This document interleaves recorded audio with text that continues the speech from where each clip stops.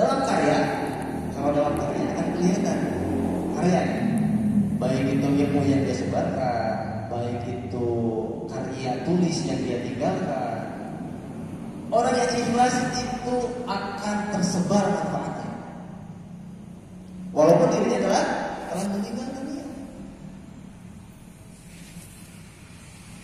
Kuningan kita tambahi analogi kecil.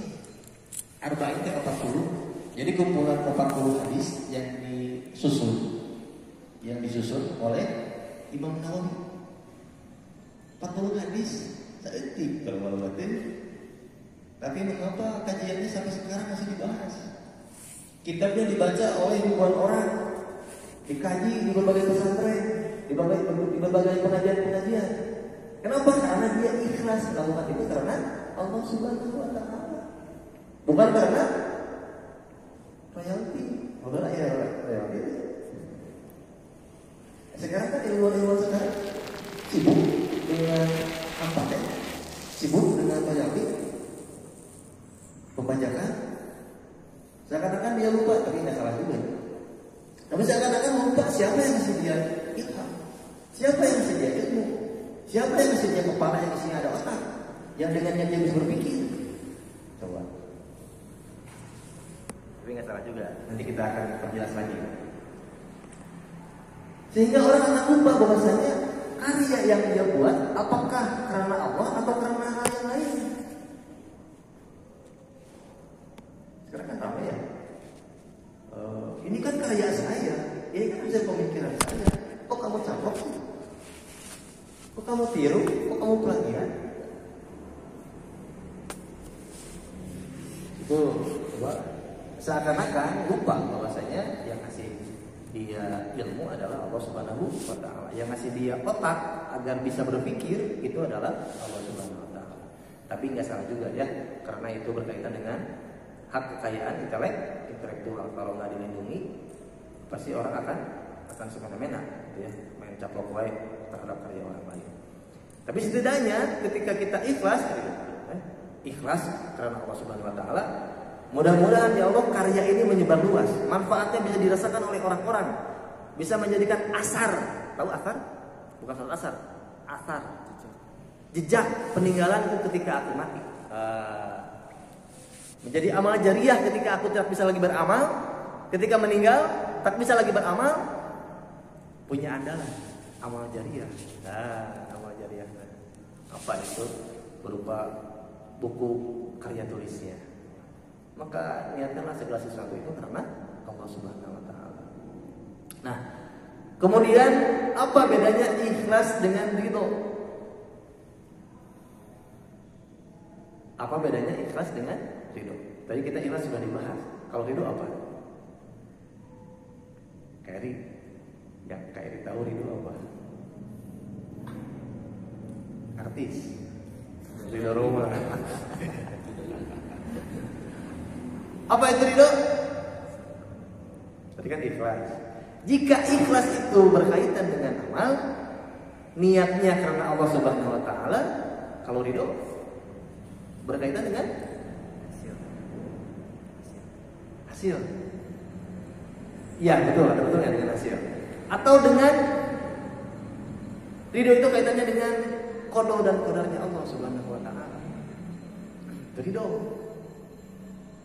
Sekali lagi, jika ikhlas itu berkaitan dengan amal, maka ridho itu berkaitan dengan qada dan qadarnya Allah Subhanahu wa Ta'ala.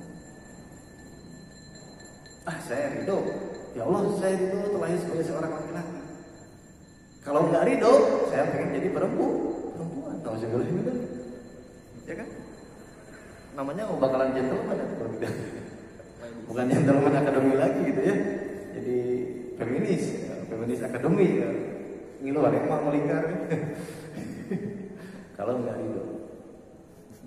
Jadi ridho itu kaitannya dengan qada dan qadarnya Allah Subhanahu wa Ta'ala. Seorang yang ridho itu akan menerima apapun hasilnya, baik atau buruk, dia akan ridho terhadap apa yang telah ditakdirkan oleh Allah Subhanahu wa Ta'ala. Karena ini teman-teman semua, kaitannya dengan ridho kepada qada dan qadarnya Allah Subhanahu wa taala, ini berkaitan dengan penyakit mental. Pernah dengar inner child? Pernah dengar? Inner itu apa? Dalam, child itu anak-anak, dalam anak-anak. Atau terjemahnya apa? Apa coba? Pernah dengar gak? Kak, dengar bahasa Inggris nih. Inner child, penyakit psikologis. Inner beauty. Inner beauty mana? Kecantikan dalam gitu ya. Ini inner child. Luka pengasuhan. Luka pengasuhan. Saya juga baru dengar dah ya. Ramai gitu dibahas inner child naon sih? Dalam anak gitu, naon gitu kan dengar. Oh ternyata itu idiom bahasa Inggris. Istilah dalam psikologi itu luka pengasuhan. Seseorang yang terluka pengasuhannya, dia cenderung nggak normal hidupnya, akan melampiaskan kekasaran kepada anaknya. Kenapa? Karena ketika kecil dia diperlakukan ada hal-hal yang tidak mengenakan sehingga masuk ke dalam alam bawah sadar. Jadi luka pengasuhan. Lalu ada beberapa trainer psikologi itu beberapa terapi agar membasuh luka pengasuhan. Salah satunya dengan bikin tulisan, terus yang intinya dia kecewa ya orang tuanya. Ketika dulu waktu kecil bukan lulus ya, tapi ada hal-hal yang menurutnya nggak enak. Contoh seperti nggak adil dengan saudaranya, pilih kasih, atau mungkin kurang kasih sayang, atau mungkin pernah disiksa dan sebagainya. Itu ada luka-luka pengasuhan. Nah, karena beberapa terapi ada melakukan pijatan-pijatan gitu ya, ada pukul-pukul ini dan sebagainya. Tapi menurut saya hal yang paling efektif dan efisien mengobati luka pengasuhan itu adalah ridho dengan qada dan qadarnya Allah Subhanahu wa taala. Ridho enggak ketika kita sesuatu yang buruk menimpa kepada kita. Kalau ridho ya udah beres. Bukankah segala sesuatu ini terjadi karena atas izin Allah Subhanahu wa taala? Ada hal yang menimpa kepada kita, apakah dengan izin Allah Subhanahu wa taala ataukah dengan izin siapa? Baik ataupun buruk yang menimpa seseorang itu atas izin Allah Subhanahu wa taala. Ridho enggak dengan hal yang sudah terjadi? Iya kan? Orang yang tidak ridho cenderung akan frustasi, depresi, penuh tekanan dalam hidupnya. Jadi dia tidak akan menerima atas apa yang terjadi pada dirinya. Termasuk ketika seseorang yang tidak ridho dengan jenis kelaminnya yang telah diberikan oleh Allah Subhanahu wa taala, dia akan merubah transgender, ubah kelamin. Itu kan menjadi tanda. Ya kan? Itu penyakit mental juga kan? Kenapa? Karena dia tidak ridho dengan keputusan Allah Subhanahu wa taala, terlahir sebagai seorang laki-laki atau terlahir sebagai seorang perempuan. Tapi jiwaku ini adalah perempuan yang terkubur dalam cangkang laki-laki. Alibi itu. Ridho juga dengan takdir Allah Subhanahu wa taala. Sehingga Umar bin Khattab itu mengatakan, aku tak peduli sore atau pagi ini aku dalam keadaan miskin ataupun tidak, karena aku sudah ridho dengan keputusan Allah Subhanahu wa taala.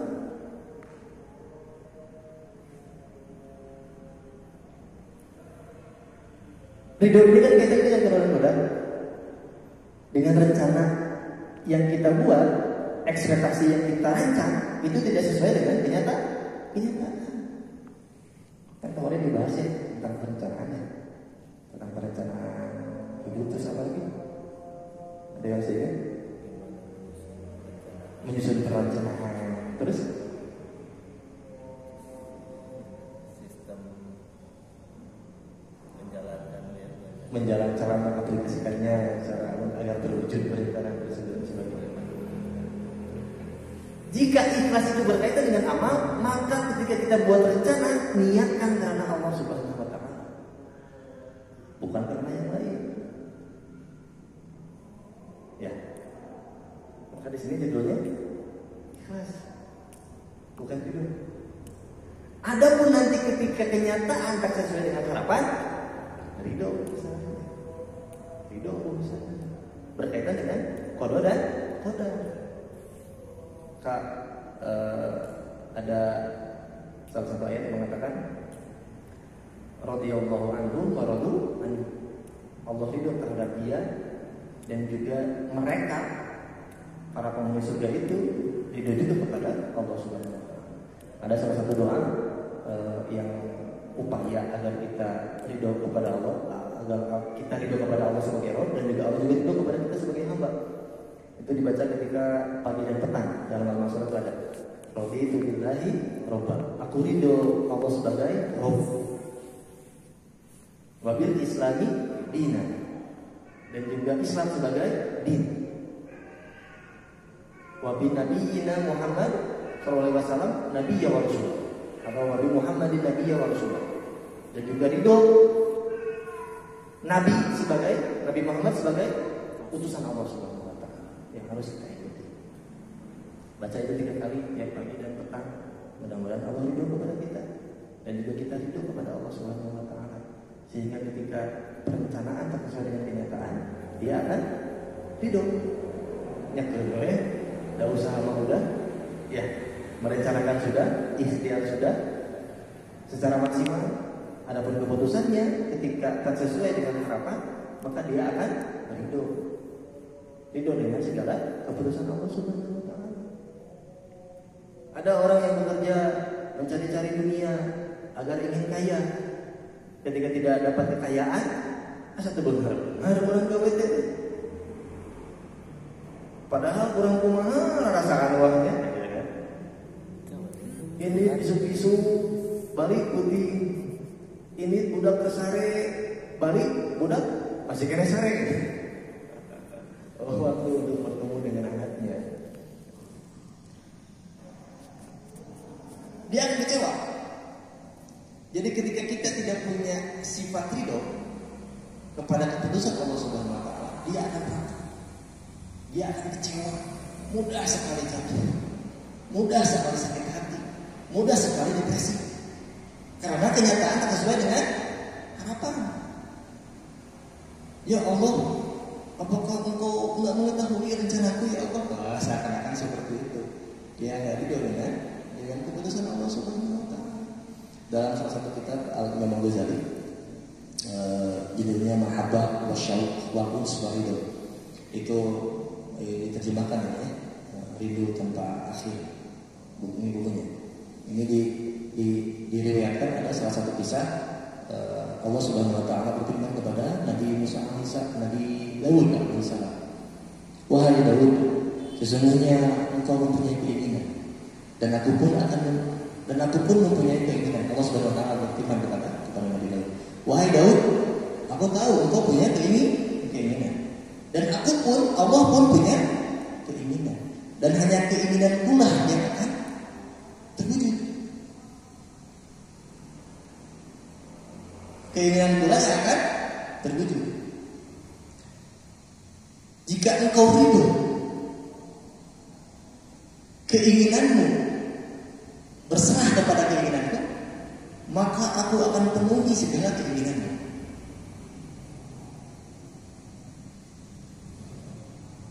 Jika tidak menyerahkan keinginanmu kepada keinginanku, maka akan aku susahkan engkau untuk mewujudkan keinginanmu. Subhanallah. Bisa dicerah. Wahai Daud, engkau punya keinginan dan aku pun punya keinginan. Dan yang akan terjadi, yang akan terwujud adalah keinginan Allah Subhanahu wa taala. Dalam istilah itu ada ini, anta turid dibahas saya kemarin ya? Dibahas ya? Waktu saya di sini dibahas ya? Anta turid wa ana urid, walakin Allah yaf'alu ma yurid. Salah satu pepatah bahasa Arab, engkau punya keinginan, aku pun juga keinginan, tapi Allah akan mengejawantahkan apa yang dia inginkan. Nah ini kalau di kitab ini lebih jelas lagi firman Allah kepada Nabi Daud. Tapi ini ada ininya ya, bukan Quran tapi ketika Allah Subhanahu Wa Taala berfirman kepada Daud. Diriwayatkan tadi saya ulangi lagi ya. Allah Subhanahu Wa Taala mewahyukan kepada Nabi Daud, wahai Daud, sesungguhnya kamu punya keinginan dan aku pun punya keinginan. Namun hanya keinginanku yang akan menjadi kenyataan. Hanya keinginan Allah yang akan menjadi kenyataan.